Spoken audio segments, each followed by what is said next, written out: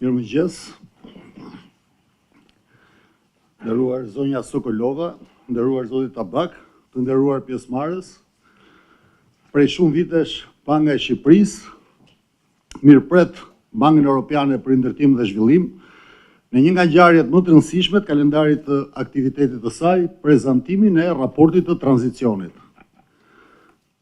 Ky raport, i cili hap siparin e analizave profesionale ekonomike për vitin, ka një rëndësi mjaft të madhe. Analizat, konkluzionet dhe rekomandimet e tij kanë shtyrë përpara debatin ekonomik, jo vetëm në sfidat e kohës, por edhe mbi politikat e duhura zhvillimore në funksion të një rritje sa më të shpejtë të qëndrueshme, të përmirësimit të mirëqenies shoqërore, të integrimit ekonomik dhe financiar me partnerët tanë europian, si dhe të rritjes së rezistencës ndaj goditjeve nga krizat. Për këto arsye ndjej një kënaqësi që edhe si vjet po e vjojmë këtë udhtim me prezantimin e raportit të tranzicionit për periudhën 2023-2024.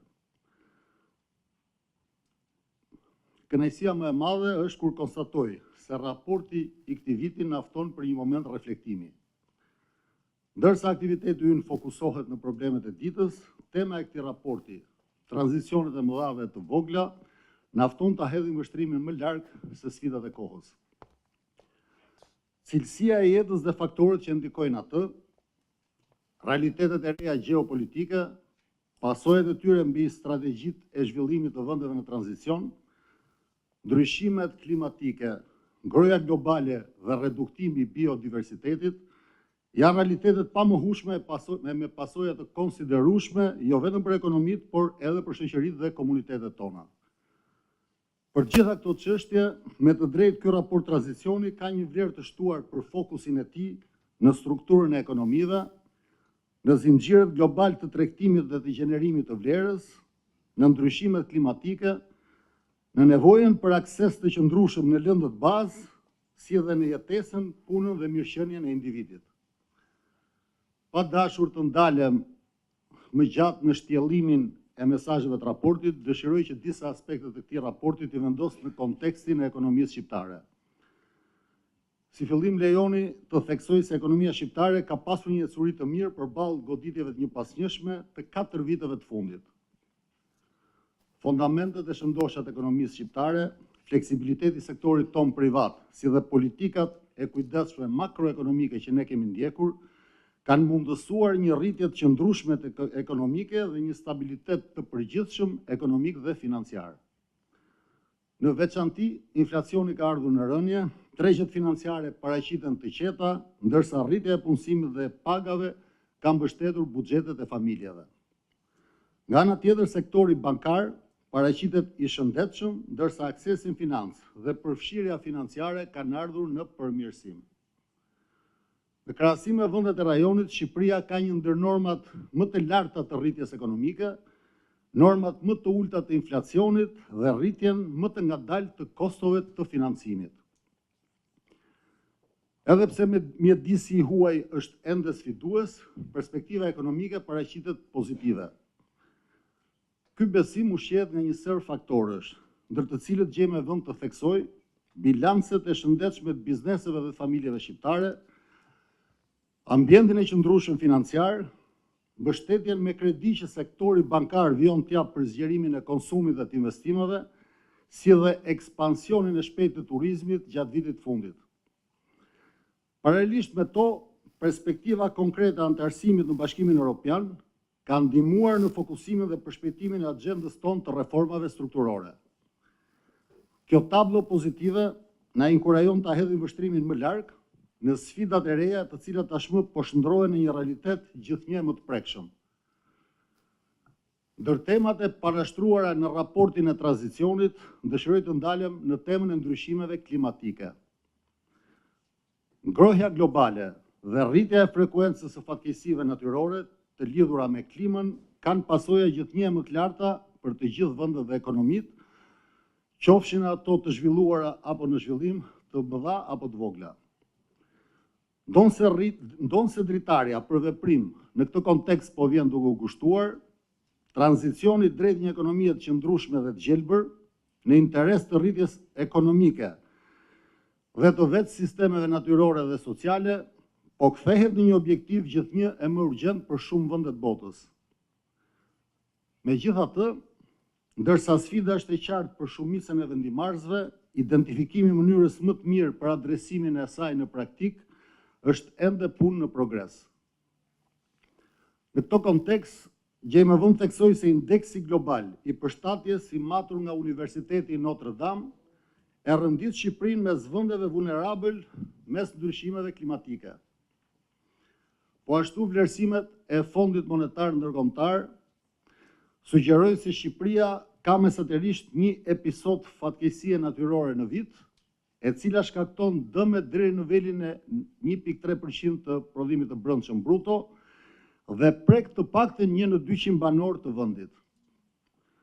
Ne jemi të ndërgjegjshëm se ndryshimet klimatike do të kenë implikime të gjëra për ekonominë, sistemin financiar, por dhe për shoqërinë në përgjithësi. Për këtë arsye, autoritetet publike duhet angazhohen në plane e strategji konkrete për të minimizuar ndikimin e tyre dhe për të arritur një zhvillim ekonomik dhe social të qëndrueshëm. Donse bankat qendrore nuk janë aktor primar, të cilët mund të lehtësojnë përshtatjen e ekonomisë me ndryshimet klimatike, Banka e Shqipërisë ka vendosur që pa paragjykuar mandatin e saj ligjor të stabilitetit të çmimeve, të jap kontributin e saj në këtë drejtim. Përpjekjet tona janë përqendruar në 3 drejtime kryesore. Së pari, në monitorimin e rreziqeve klimatike dhe zgjerimin e kapaciteteve tona analitike në këtë fushë. Për momentin, duhet të pranojmë se ekziston një hendek i madh në të dhënat e lidhura me klimën. Megjithatë, kapërcimi sa më i shpejt i këtij hendeku do të krijonte premisa për të përmirësuar më tej modelet tona makroekonomike, analizat e skenarëve dhe vlerësimin e rrezikut. Kjo na ndihmon të llogarisim më mirë rreziqet klimatike dhe implikimet që mund të ketë tranzicioni në një ekonomi neutrale ndaj karbonit. Gjatë viteve të fundit, ne kemi rritur dijet tona mbi pasojat ekonomike dhe financiare të ndryshimeve klimatike nëpërmjet hulumtimeve dhe kërkimit shkencor. Së dyti, në promovimin e financave të gjelbra. Për këtë qëllim, ne kemi miratuar së fundi strategjinë e menaxhimit të rreziqeve financiare të lidhura me ndryshimet klimatike për periudhën 2023-2025. Kjo strategji synon të ndërgjegjësoj bankat për nevojën e identifikimit të matjes dhe të monitorimit të rrezikut që vjen nga ndryshimet e klimës, deri në nxjerrjen e udhëzimeve të plota nga Autoriteti Bankar Evropian për përfshirjen e këtij rreziku në proceset mbikëqyrëse. Ndërkohë, për vitin aktual, ne planifikojmë përgatisim një udhëzues për rrezikun klimatik me qëllim që të inkurajojmë bankat të përfshinë rreziqet klimatike në kuadrin e tyre të administrimit të rrezikut. Në këtë proces do të konsiderohet dhe harmonizimi me iniciativat e Bankës Qendrore Evropiane, duke marrë parasysh dhe praktikat e vendeve të tjera. Së treti, në forcimin e bashkëpunimit me partnerët vendase të huaj. Adresimi i rreziqeve të ndryshimeve klimatike dhe tranzicionit drejt një ekonomie të qëndrueshme janë sfida globale. Rrjedhimisht, shkëmbimi i informacionit, i ekspertizës, si dhe njohja e aplikimit i praktikave më të mira në lidhje me trajtimin e ndryshimeve klimatike janë element kritik për adresimin me sukses të kësaj sfide. Ne punojmë me partnerë shqiptar dhe ndërkombëtar për të rritur dijen, ndërgjegjësimin dhe transparencën për çështjet e lidhura me klimën. Prej vitit 2020, ne jemi antar të rrjetit për një sistem financiar të gjelbër, ndërkohë që bashkëpunojmë prej shumë kohësh me Bankën Botërore, projektin Finsak, me Sekretariatin Shtetëror për Çështjet Ekonomike të Qeverisë Zviceriane, SECO, me iniciativën e Vienës dhe me partnerë të tjerë ndërkombëtar dhe vendas. Po ashtu po punojmë për të reduktuar ndikimin ton mjedisor duke zbatuar masa për kursimin e energjisë. Të nderuar pjesëmarrës, duke ju falendëruar për pjesëmarrjen në këtë prezantim, ju ftoj të bëheni pjesë aktive e diskutimeve dhe mesazheve të tij dhe të përpiqemi të reflektojmë ato sa më shumë në punën tonë në të ardhmen. Ju faleminderit. Fjalën ja kaloj zonjës Sokolova.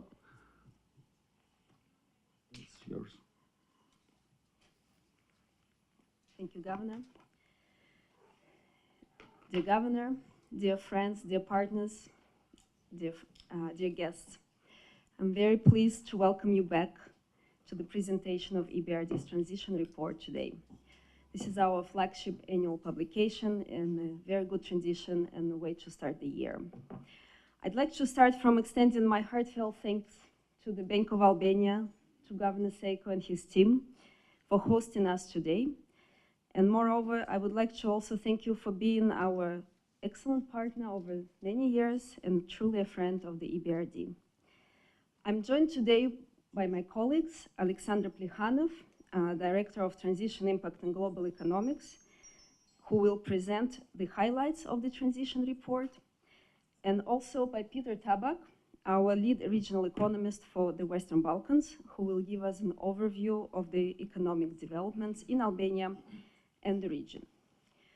Well, before we go into the main presentations, I would like to brief you on the operational results of the EBRD in 2023.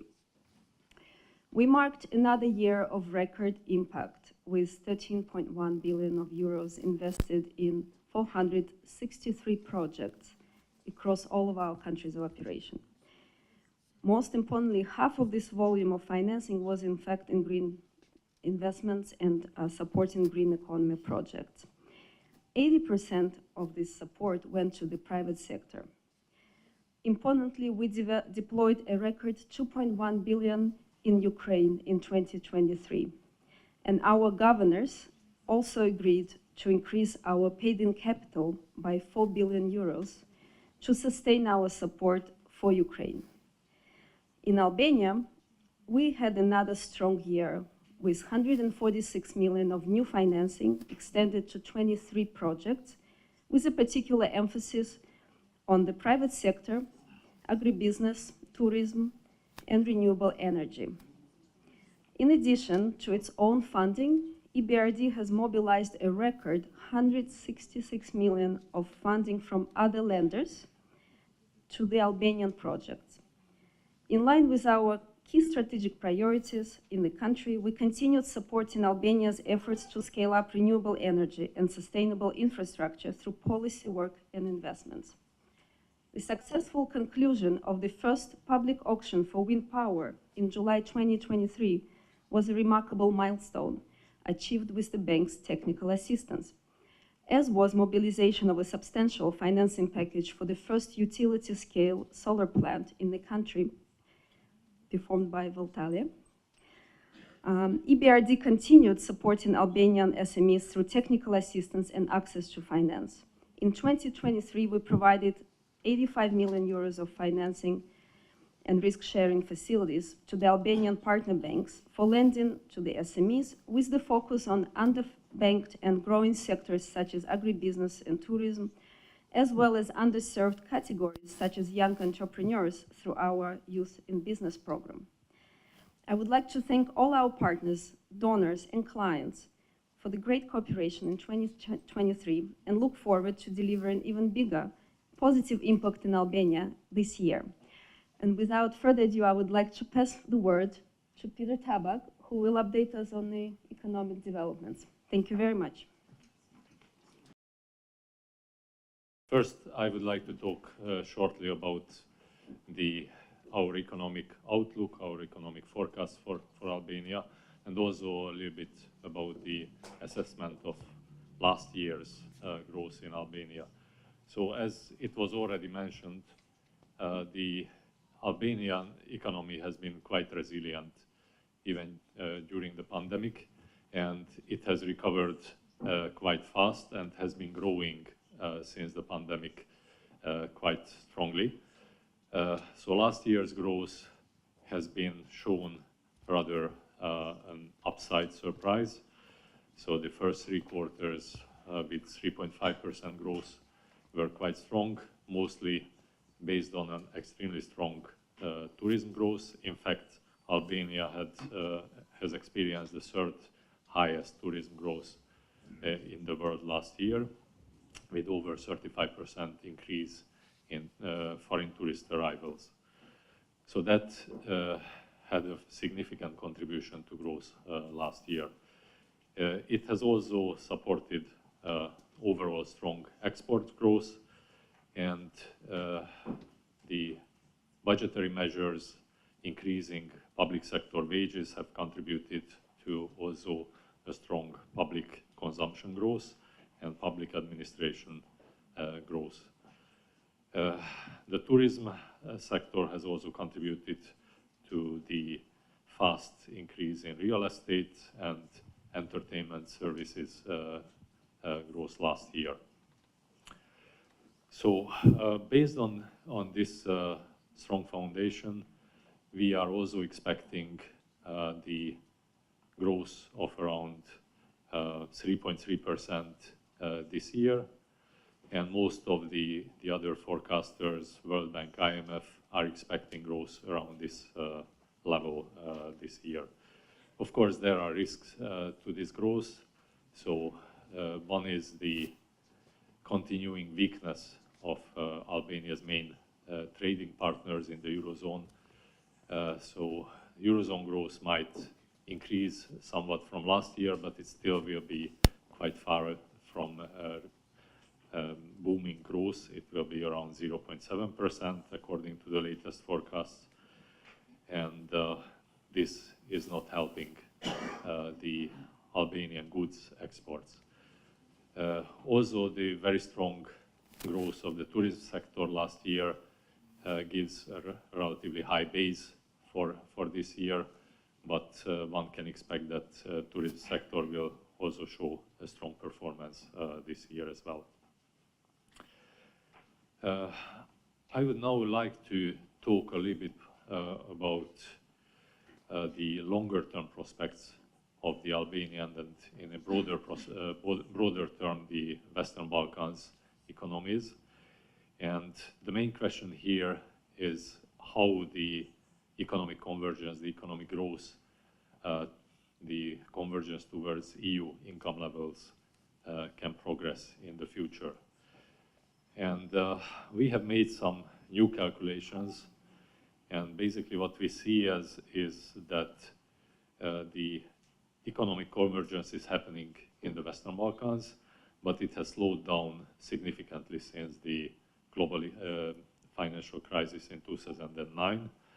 So before the global financial crisis, between 2000 and 2009, the growth difference between the Eurozone or the EU economies and Western Balkans economies have been around 3.5, 4.5 percentage points. And since then, this growth difference has come down to rather between 2 and 3 percentage points. So this means that this economic convergence can take quite long unless the growth can be accelerated again to the levels experienced before the global financial crisis, which is rather around 4 to 5%. So in that optimistic scenario, meaning that economic growth is accelerating to around between 4 and 5%, the convergence to EU income levels can happen within 2 decades. In a pessimistic scenario, if the growth difference will be around the present level, so what was experienced after the global financial crisis, this convergence can take up to 7 decades. And if the average of the 2 scenarios happens, then in that case, the convergence can take around 4 decades. So it's very important that economic growth accelerates. And what can make this economic growth accelerate further? Basically, what we see is there are 3 main elements to this. One is better governance. The other is increased openness, mainly trade openness. And the third one is going green, which was already mentioned by the governor, and also Solovova as well. These are very important elements of this. In the governance, public administration, and most importantly, state-owned enterprise reform is the most important. State-owned enterprises are still much less productive than private enterprises. Even small changes, increases in the productivity of state-owned enterprises through improved governance can bring significant increases in the GDP level or the GDP growth. Regulations are still relatively complex in the Western Balkans. Simplifying them can help increase private investment and private sector growth as well. On the openness side, it's quite easy to understand why trade openness is important. Western Balkans economies are relatively small. Overall, it's less than 20 million people compared to more than 650 million people in the European Union. So increasing openness to the EU, but also to other parts of the world, can bring significant benefits in increasing the export potential for these companies, for these countries.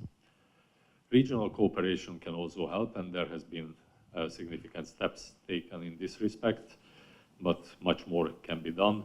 So decreasing the still existing, especially non-tariff barriers, is very important.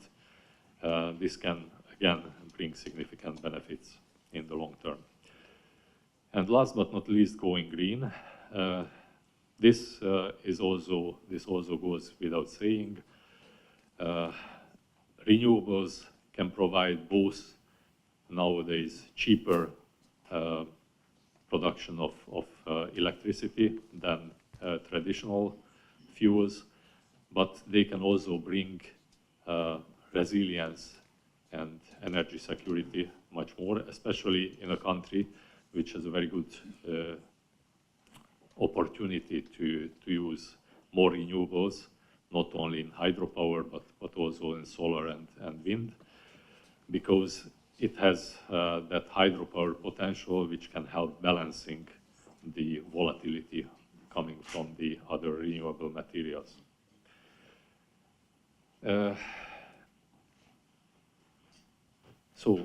About the governance standards, if we are looking at the left-hand side, we can still see that the Western Balkans economies, including Albania, are still somewhat behind the new EU member states at the time of joining the European Union in terms of different indicators of governance. So there is still a lot to develop until these countries can join the European Union, but it can happen relatively fast, and Albania and other countries have been going forward in this respect quite fast. But there are still a few things which have to change. We just mentioned one element which is still very, unfortunately, very important in the Western Balkans, as viewed by the respondents to our surveys, is political connections are still viewed as a major element of success in life.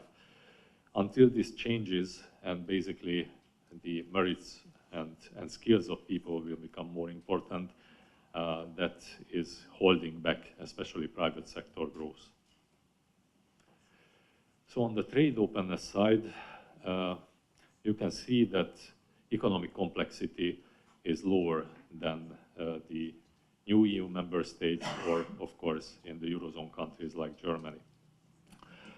This can change also quite fast, especially since foreign direct investment, which is bringing usually more advanced technologies, is increasing and is quite high in the Western Balkans. And this higher economic complexity can help increase goods exports, but also services exports as well. And that can increase this trade openness. As you can see, Albania at around 70% of GDP with goods and services exports and imports is still somewhat below the new EU member states, which have rather above 100% of GDP. And Albania, in this respect, has taken very important steps forward. So the services exports, especially tourism exports, have increased significantly. And this can help later on to increase trade openness further. So on the green economy or green transition, Albania is starting from a relatively good position. So you can see on the right-hand side that carbon intensity is in fact below that of the European Union level. And that's mainly due to the high reliance on hydropower in generating electricity. But still, there is much more which can be done, because hydropower also brings some volatility in electricity production. And basically having other renewable generation capacities can help to reduce this volatility, can help increase energy security in the future. Also, what can be important is to increase electromobility. I was happy to see more and more electric cars in Tirana, for example, as I was walking here. So that's definitely an important step forward. And also the heating and most importantly, the energy efficiency, increases in energy efficiency. Those are the most important way forward to increase or the speed of this green transition in Albania, and that can help basically increase the speed of convergence in the coming years. Thank you very much.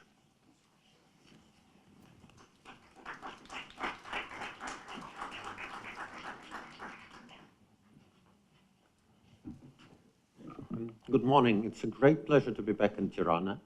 I think it's exactly been 1 year since my last visit, and it is very rare to see that much economic progress in the air over the course of the year.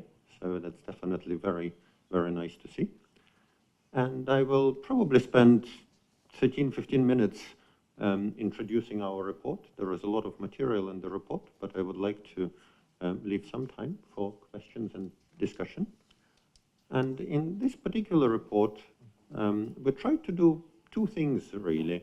One is to talk a little bit about the elephant in the room of the global economy, about increasing geopolitical fragmentation and the fact that increasingly, despite the benefits of having borders, trade and investment more open, as Peter was explaining, at a global scale, the opposite is just observed in the data, and just trying to figure it out and why and what can be done about it.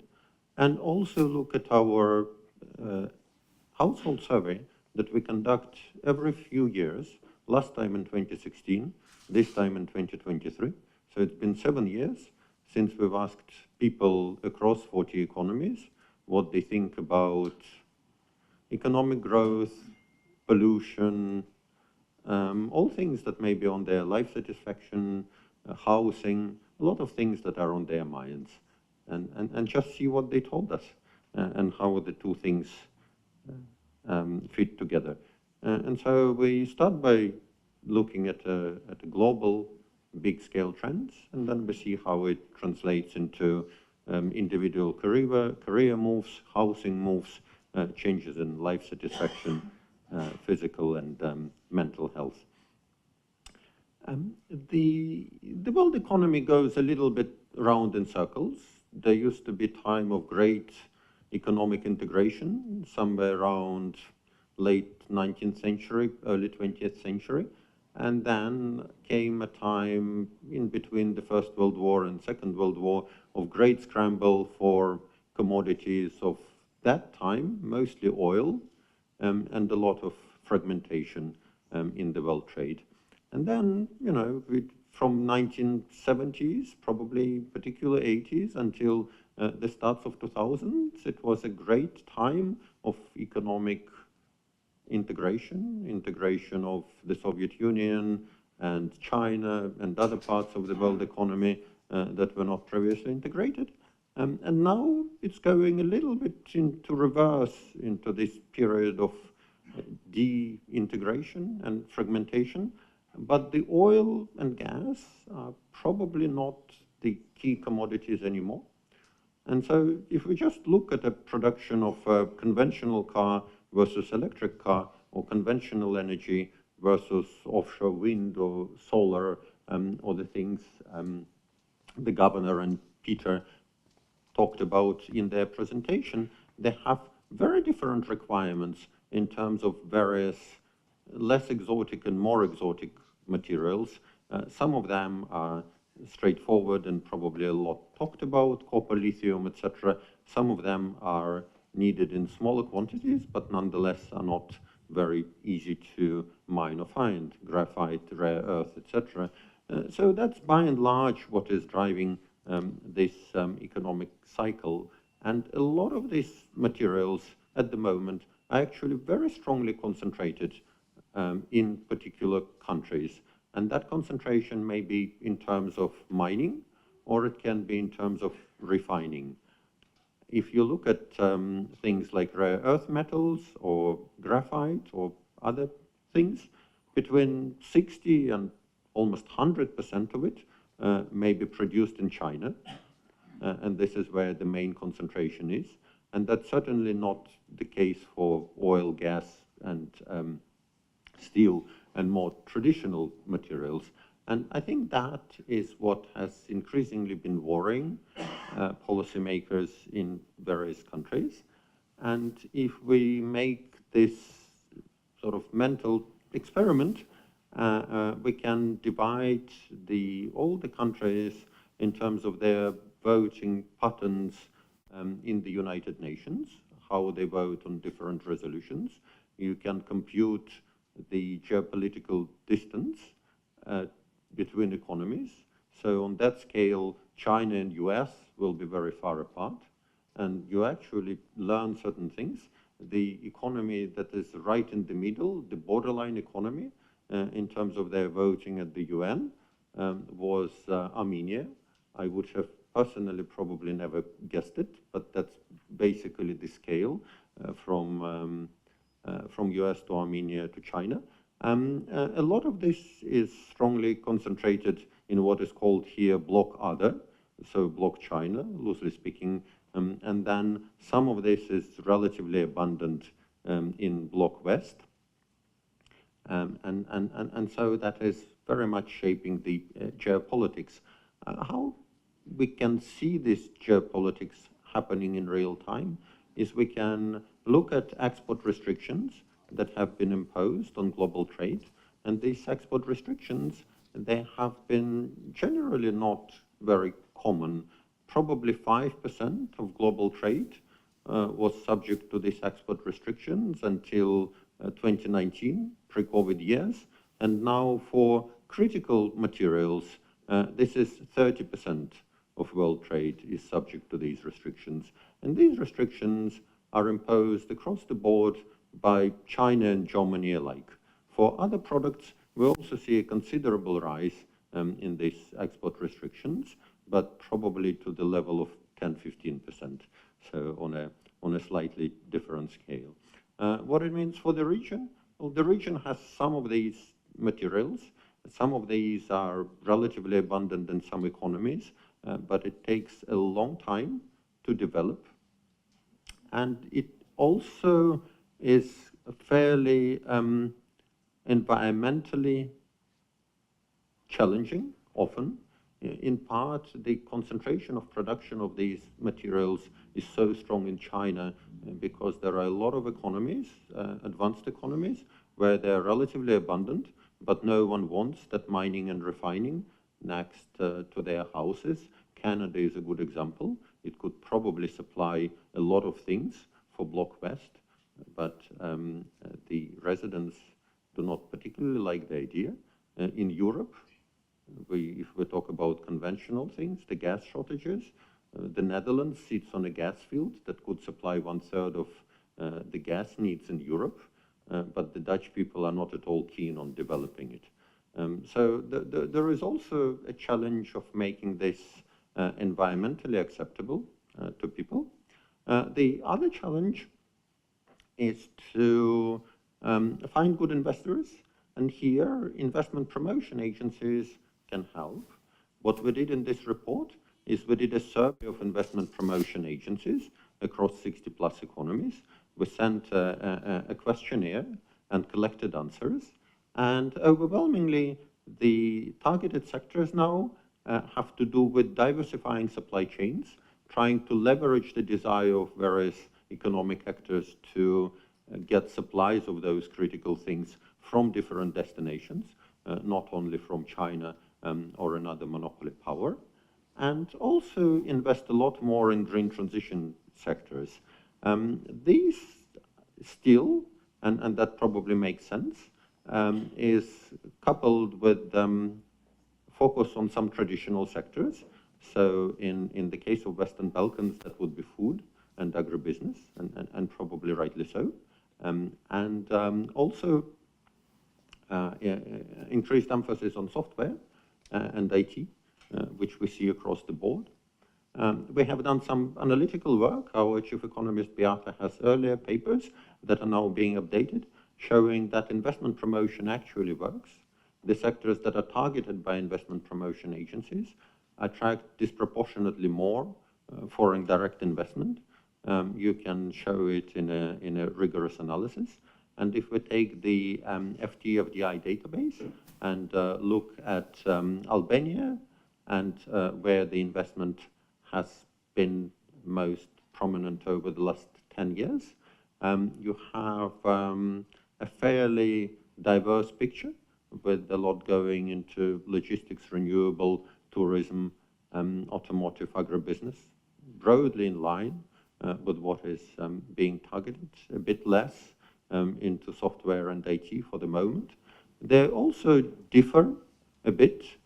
So I think that people traditionally like investment into automotive chain because it remains quite employment heavy. So in this data, you can look at jobs created and billions of euros invested, and there are a lot more jobs in the automotive, and renewable sector is very important for the green transition and powering the economy, but it doesn't directly create as many jobs.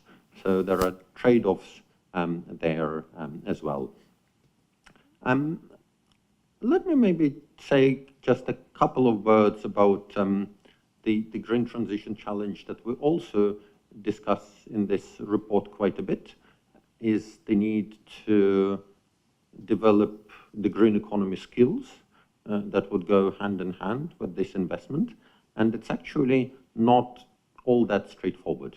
We crunch the data, we find that people with green economy skills are paid 4% more on average than people of similar characteristics. But if we also look at job transitions where people actually end up after a year exiting a brown job, well, actually the truth is that 47% of them are unemployed a year later. So we shouldn't underestimate the challenge of moving people alongside the green transition. That's probably the biggest challenge. A further 19% goes into retirement and so on. So into broadly what we can think of green sectors is 16%, and 17% is somewhere in the middle. Even that is, and that purple bit is basically into training, like going and doing a master's degree or some kind of vocational training degree. So it's actually 1/3. So two-thirds basically is either unemployed or retired. What we also talk about in this report, which I think is very important for understanding the dynamic of the green economy, is we ask people all sorts of questions about whether they are concerned about pollution, climate change, loss of biodiversity, quality of environment, whether they believe that their children will be more affecting than themselves, but also whether they would prioritize environment over job creation, whether they will pay more taxes to improve the environment or prevent the biodiversity loss or reduce pollution. And I think probably unsurprisingly, you will find that overwhelming majority of people, around 3/4, are genuinely concerned about the quality of the environment, and that number has been rising, and that number actually is higher in Albania than in a lot of neighboring countries. Somehow here people seem to be genuinely more bothered by pollution. Maybe it has something with the quality of air in Tirana. Maybe it has something to do with just personal preferences. We don't ask people why. They're more concerned than their neighbors. But when it comes to willingness to pay, that is a lot lower. And we can actually identify this middle group that is people who are concerned but unwilling to pay taxes or otherwise prioritize environment over jobs, etc. And depending on a country, it may be as much as 45% of people who are in principle concerned, but not with their wallet. I think Morocco is the champion of that, with 45%, but 29% is an average. And I think, if I remember correctly, for Albania, the number is also 26%. And basically, a lot of the global climate debate and action is about winning the hearts and minds of these people. People make fun of COP negotiations, inability of governments to agree and so on, but governments to a large extent actually reflect the willingness of people to pay for these policies. So one option, one necessity is to actually increase that willingness to pay. And very briefly on the household dimension of our survey, I think a nice result that we find is that across the region, life satisfaction has continued growing. We have started these surveys in 2006 in the aftermath of post-socialist transition, where people in this region, in emerging Europe in particular, were still way, way grumpier than anywhere in the world in terms of how they answer a lot of questions. And so by 2016, that grumpiness differential was gone.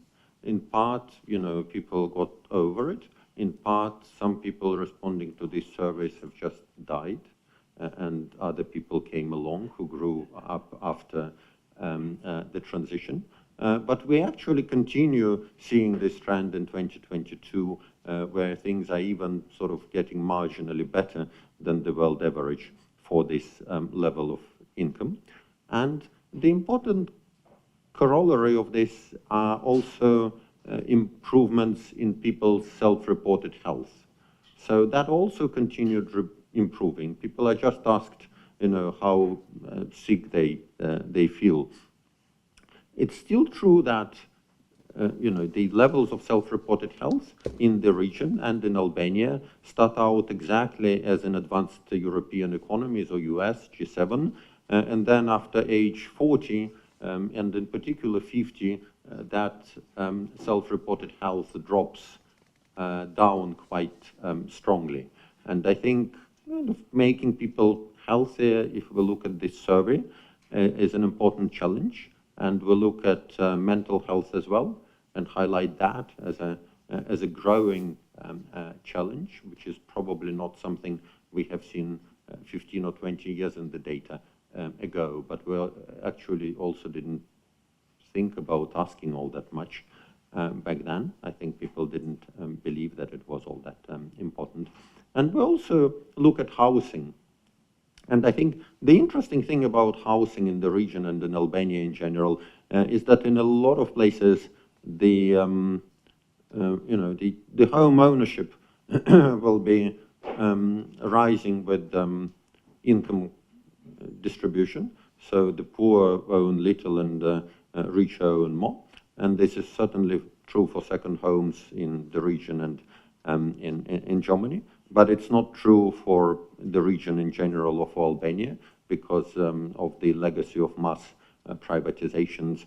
The ownership is generally fairly uniformly distributed, but what is not uniformly distributed, unlike Germany and advanced European economy, are access to good transport connections and access to green spaces. So this is something that in this part of the world, we see strong distribution with income, and in particular, the number of households that respond that they're living more than 30 minutes away from a good public green space is high in Albania, and the gradient of this line with income is quite strong. So you see that for Germany there is some gradient, but it's generally quite weak. The poor people and the rich people are more or less same distance from green spaces. So I think this kind of premium on things green, it strongly comes out here in the survey data, whichever way you ask people, whether you ask them about environmental protection or about their personal housing. And I think that's kind of making, in particular, big cities, which account for a very large chunk of country's population, like the Tirana metropolitan area, greener and more livable, is a great challenge in terms of development, but also something that ultimately will contribute a lot to life satisfaction, in addition to health, which is related, and income growth, which one does observe here, as I mentioned at the start of my presentation. I may have overrun by a couple of minutes, and very happy to answer questions.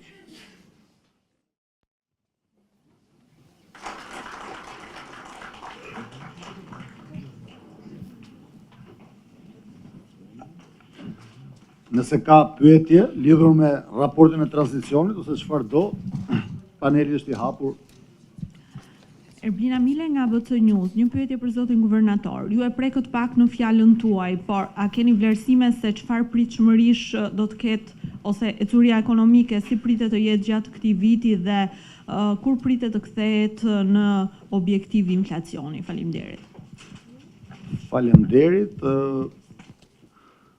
Ne do të kemi mbledhjen e Këshillit Mbikëqyrës javën që vjen dhe do të marrim në analizë raportin e politikës monetare dhe do të komunikojmë në bazë të të dhënave më të fundit parashikimet tona dhe konkluzionet lidhur me zhvillimin e ekonomisë. Me dy fjalën do të thoja që sikurse kemi konfirmuar, viti 2023 nuk ka shifrën zyrtare të përmbylljes, por pritet në nivelin rreth 3.2-3.5 të rritjes ekonomike dhe presim që ky vit do të ketë një rritje ekonomike më të moderuar, pra diçka më poshtë se niveli I vitit 2023. Gjithsesi këto janë parashikime, pasi ekonomia shqiptare ka qenë resilient, ka qenë shumë fleksibël kundrejt goditjeve të krizave, sikurse u prezantua dhe efekti I sektorit turizmit vitet e fundit I ka dhënë një impakt të ndjeshëm zhvillimit ekonomik, rritjes ekonomike në vend, duke ndikuar dhe në sektorët e tjerë të cilët janë të lidhur me turizmin. Pra jo vetëm turizmi, por dhe ndërtimi, sektori shërbimeve dhe gjithë sektorët e tjerë dhe bujqësia gjithashtu e cila ka nevojë për incentiva më të forta, janë sektorë të cilët kanë ndikuar do ndikojnë. Do të shohim, presim të shohim se si do të jetë gjithashtu zhvillimi në rritjen ekonomike dhe reagimi I ekonomisë shqiptare në këtë vit, por me që ju pyetët edhe për inflacionin, do të thoja që një nga rreziqet kryesore dhe objektiv kryesor I Bankës Qendrore si institucion është të luftojë inflacionin. Ne kemi pasur inflacionin më të ulët në rajon, politika jonë monetare që në fillesat e saj pas fillimit të luftës në Ukrainë ka reaguar me njerë, duke ndjekur, duke ndryshuar kahun e politikës monetare, duke shtrënguar politikën monetare dhe rritur normën e interesit.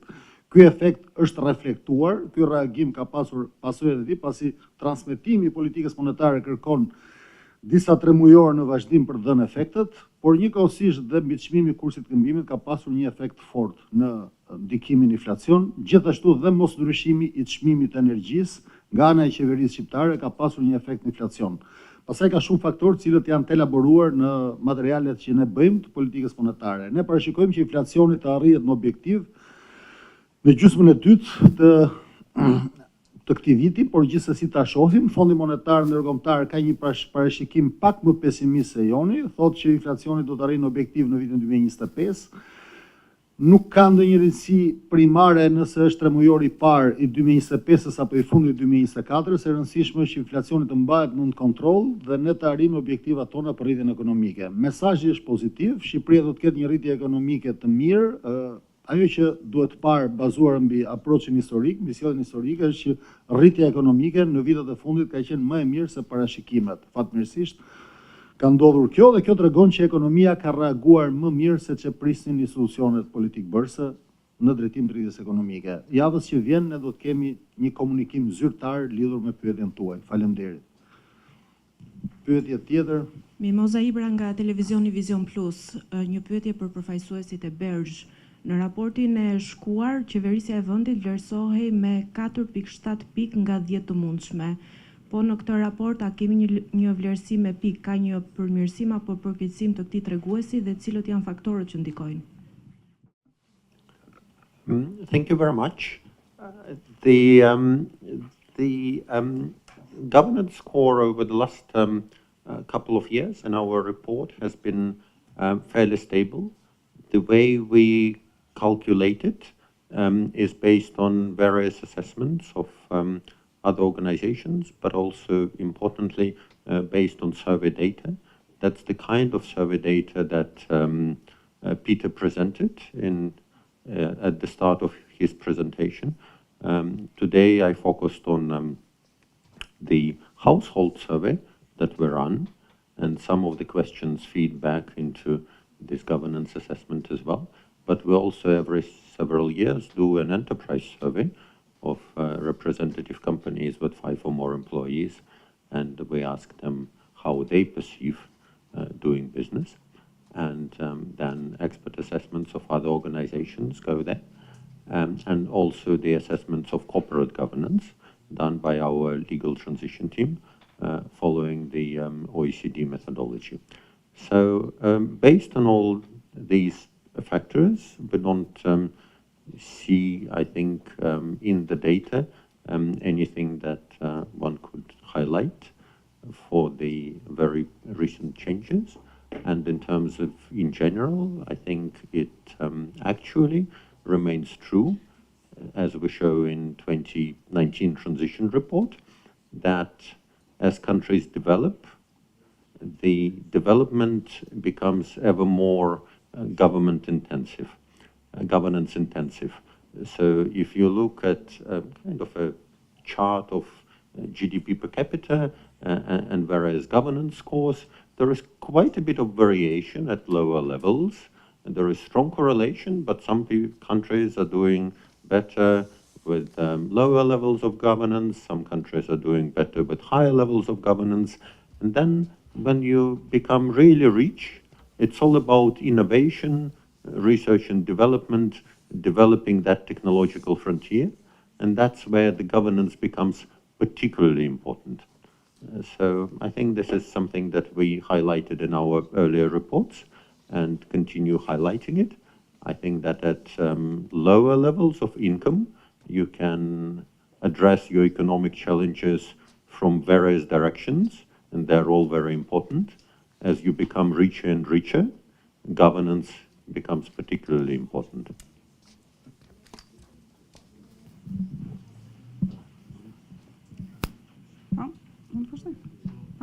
Valbona Lila e televizioni Klan, një pyetje për guvernatorin Sejko. Cila pritet të jetë impakti i fuqizimit të monedhës vendase në kushtet kur kërkohet një rritje e eksporteve edhe nivelin e arritur me Bashkimin Evropian? Faleminderit. Biçmimi i monedhës vendase, faktorët ne kemi shpjeguar, të cilët çfarë ka ndikuar në biçmimin e monedhës vendase, jo lidhni pyetjen me eksportet, natyrisht që biçmimi i monedhës ndikon negativisht tek eksportet dhe kjo kërkon të mitigohet nga ana e eksportuesve rreziku i kursit këmbimit, gjithashtu kjo kërkon dhe mbështetje të eksportuesve me incentiva të cilat gjykohen nëse duhet ose jo nga ana e qeverisë shqiptare bazuar në prioritetet e zhvillimit. Banka Qendrore, si bankë qendrore, si institucion i pavarur, i cila është përgjegjëse për ruajtjen e stabilitetit të çmimeve dhe stabilitetit financiar të vendit e sheh në këndvështrimin makro. Pra, mbi çmimin e kursit të këmbimit rreth parë forcon fuqinë blerëse të jo vetëm të ekonomisë, po edhe të individëve, të agjentëve, fuqinë blerëse të vendit. Pastaj, në këtë kontekst ka shumë grupe interesi të cilat humbasin ose fitojnë në një regjim të lirë të kursit të këmbimit. Po regjimi i lirë i kursit të këmbimit është një amortizues automatik i goditjeve, e cila është provuar prej 30 vjetësh në Republikën e Shqipërisë dhe natyrisht është regjimi më i mirë për të pasur një ekonomi rezistente dhe fleksibël kundrejt gjithë goditjeve dhe për të vazhduar zhvillimin e saj.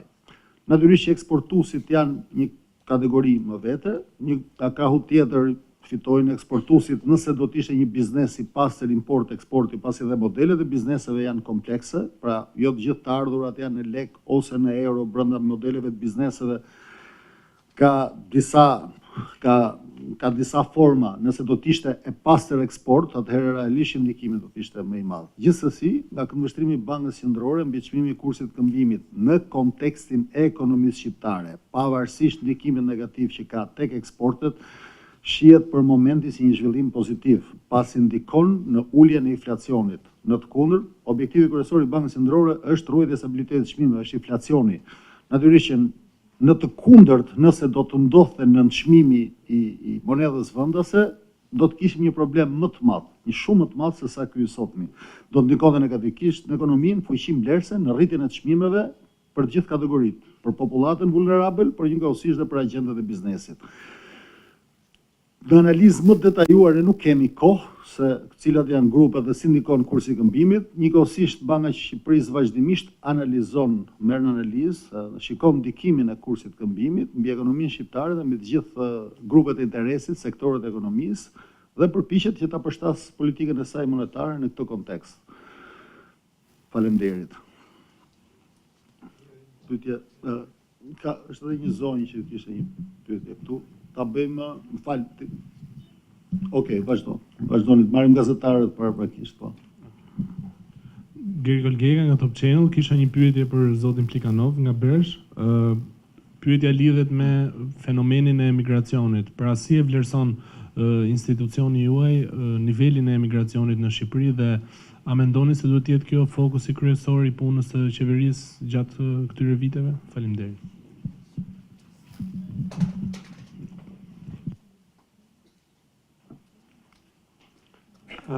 Thank you very much. It's a great question. I think we have to think of immigration in several ways.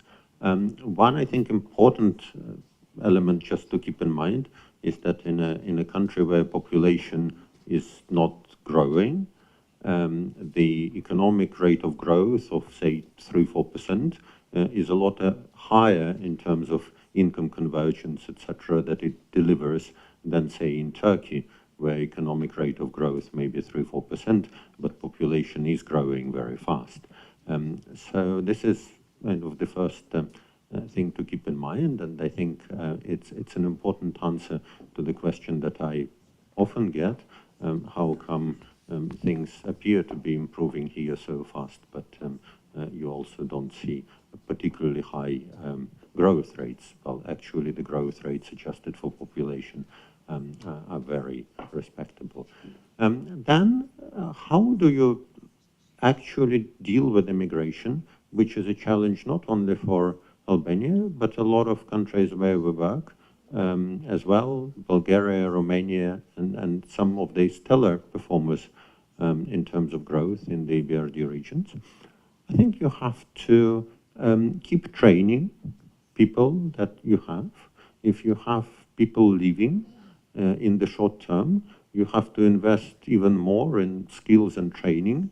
And so, in general, some economies have been reasonably successful.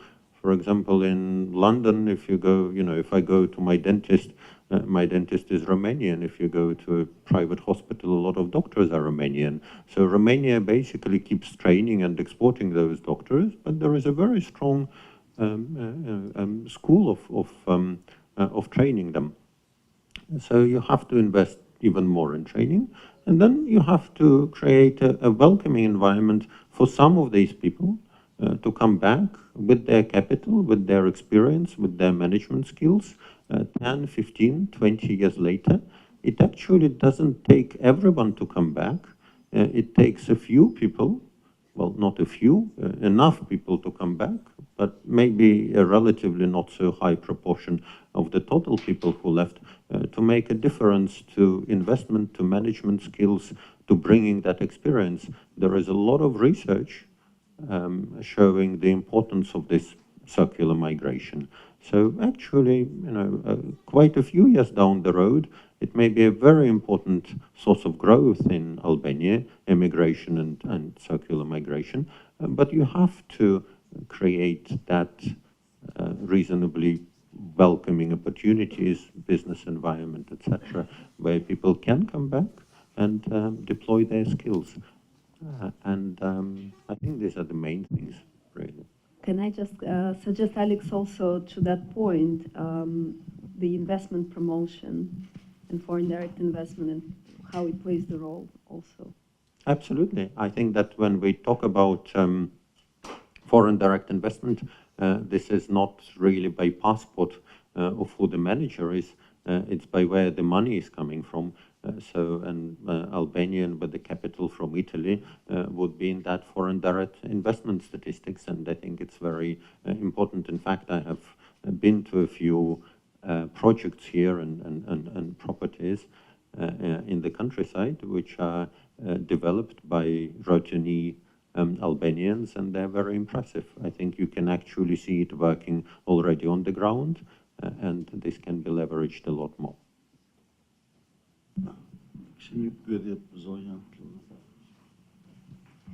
Thank you very much. Clarisse Pastori, OSCE. First of all, congratulations to this absolutely fantastic data set. Really, really, really impressive. Secondly, two questions. I think you, Peter, talked about measurable digitalization effects on anti-corruption.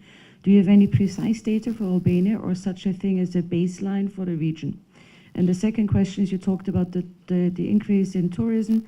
Do you have any data on what that means in terms of secondary effects on infrastructure, including sort of security infrastructure, civil protection, firefighting, policing, etc.?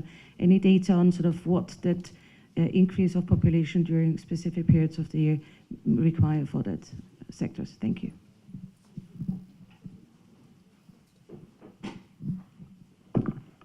Thank you for the questions. No, in fact, on the digitalization, I don't have specific data for Albania, but definitely what we see in our countries of operations, that digitalization is helping in several areas of especially in the public administration, but also in other parts of the economy. So tax collection is definitely increasing in most of the Western Balkans countries, including in Albania, and that is partially helped to the fiscalization process, which is basically using fiscal registers connected to the tax authorities.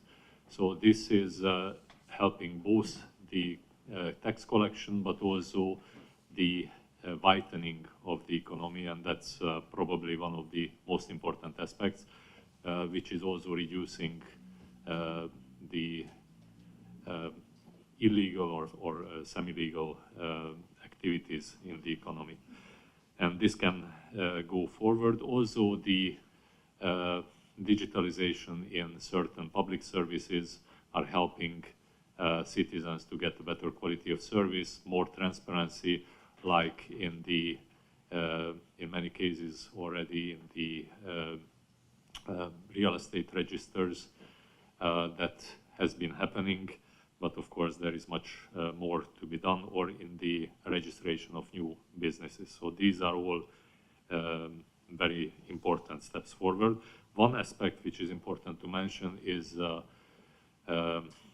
security and security of these digital services, cyber security, which is still an important aspect to resolve in many countries in the Western Balkans. as there has been already some negative effects from breaching this cybersecurity. So there has to be much more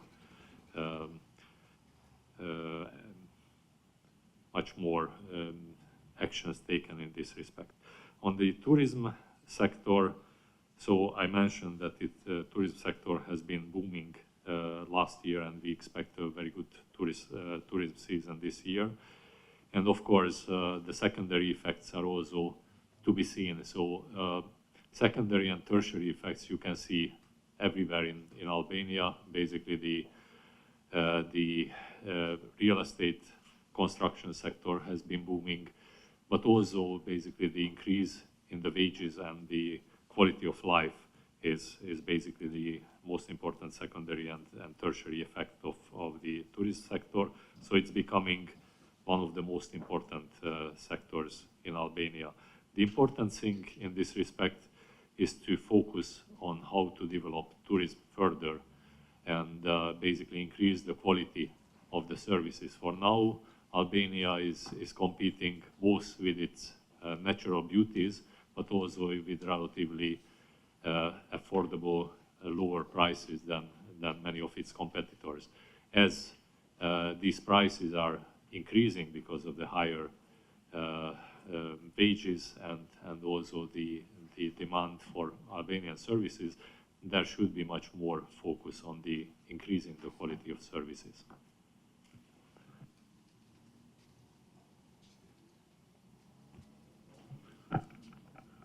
Nëse nuk ka ndonjë pyetje tjetër, unë falenderoj në radh parë kolegët nga Banka Europiane për Ndërtim dhe Zhvillim për prezantimin e raportit të tranzicionit dhe për mesazhet e tyre që janë gjithmonë interesante. Ky është një raport shumë i rëndësishëm, të cilin ne jo vetëm ne si Bankë Qendrore marrim konsiderat dhe ja adresohemi, por dhe të gjitha agjencitë e tjera publike duhet të referohen në raport me modelin e zhvillimit të reformave strukturore që ne vazhdimisht ndërmarrim dhe rishikojmë. I falenderoj të gjithë pjesëmarrësit, kolegët dhe miqt, dhe kemi edhe një koktejl të vogël që është si zakon kur bëhet prezantimi i raportit e BERZH-s. Faleminderit, e quajmë, e konsiderojmë të mbyllur prezantimin. Nëse s'ka ndonjë koment, do you have anything to say, please? Only to thank everyone for a very good and lively discussion. I thank the governor and also our speakers today, and also invite you to continue. Faleminderit.